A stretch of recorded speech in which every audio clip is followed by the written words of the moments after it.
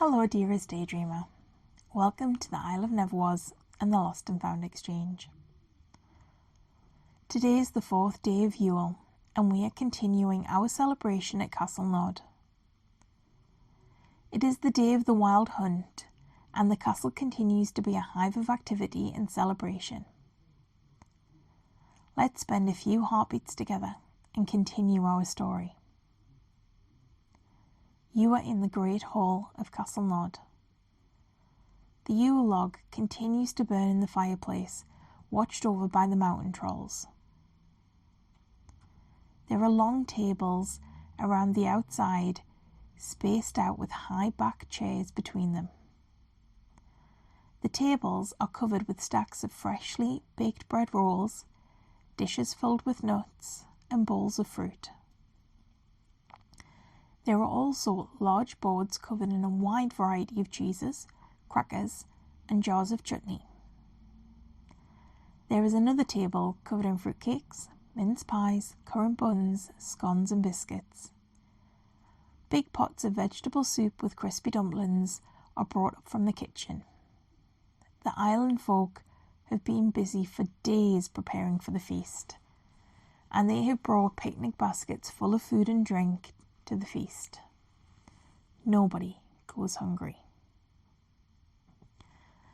The islanders spend a lot of time in the Great Hall during their visit to the castle. There is a makeshift stage at one end of the hall. Music is important on the island. On our walk up to Castle Nod, you might have noticed people carrying musical instruments. Fairy folk take their turn to get up on the stage to sing and play music, and the islanders dance and sing along. Tonight is the night of the wild hunt.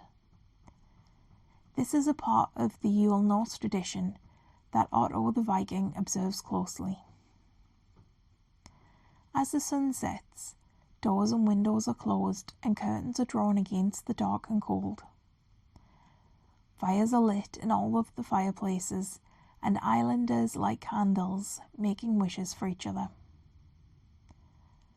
Before the heavy oak doors are closed at the entrance of the castle, a barrel filled with apples is placed on top of the stone steps.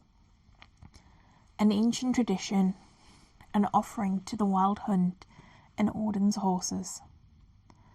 A ritual King Otto still observes to keep those inside the castle safe. Let's find a moment of peace and quiet away from the entertainment of the Great Hall and take a walk to the Long Gallery. This is the only place in the castle where the curtains remain open. Island folk take turns to visit the Long Gallery. This space is cool and quiet.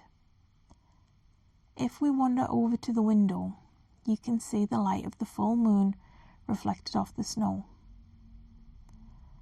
The lights have been switched off in the gardens. The only light in the Long Gallery is the moonlight spilling through the windows. The visitors take turns to watch through the night for the wild hunt to pass by. Nobody has ever seen the wild hunt, but every morning, following the wild hunt, as the castle doors are opened, the barrel of apples is empty, and there is evidence of muddy hoofprints left on the gravel and flagstones of the driveway of the castle. Let's make our way back downstairs to the library. There are comfy seats and sofas in this room. It isn't just music and singing that are important. Storytelling is important too. Yule is a time for storytellers. The island folk love to sit around and listen to stories told by each other. They take it in turns to sit in the armchair next to the roaring fire and tell stories of long ago. The storyteller is ensconced by the wings of the high-back leather chair. The little ones will pull their cushions in front of the fire. Some will sit cross legs on the rug, and some will wrap their blankets around their shoulders. The fire casts a warm circle of light over the assembled islanders. Their attention is fixed on the storyteller. The stories during Yule focus on the time before. It is the stories of the ancestors, the fairy folk that made this magical island their home.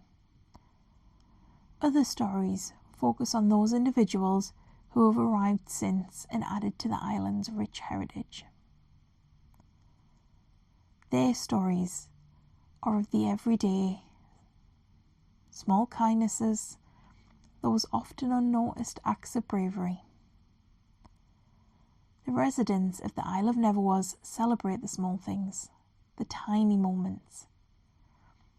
It is a talent to weave the threads of stories together. Storytellers will sometimes pick up the threads of another tale from a storyteller. The adults gather around the fire to listen to the stories.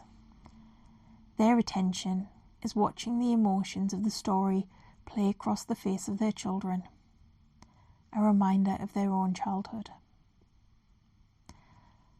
Let's find a comfy seat to curl up on. We've had a busy day of feasting. Let's listen to the story. It's okay if you slip into sleep. We have another day of feasting tomorrow. Tomorrow is Christmas Day. For my daydreamers, mischief makers, and restless souls, welcome to the Isle of Neverwas. You are home.